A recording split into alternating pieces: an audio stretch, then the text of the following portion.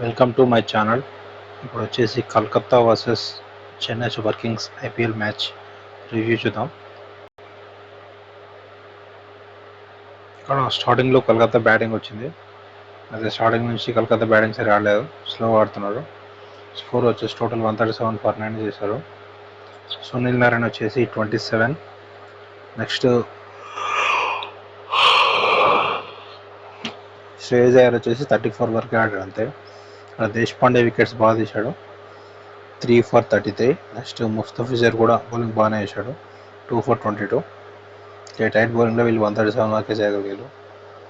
Next Chennai batting వచ్చే వరకు start నుంచి గైక్వాడ్ బాగా ఆడుతున్నాడు, 6-7 రన్స్ దాకా చేశాడు. మిచెల్ వచ్చి 25 దాకా చేశాడు. లాస్ట్కి శివం దూబే షార్ట్స్ 4-6 బాగా కొట్టాడు, 28 దాకా ఫాస్ట్ చేశాడు.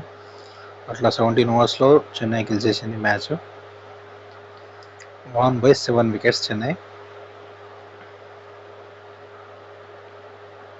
Subscribe to my channel to see the latest match reviews, IPL reviews.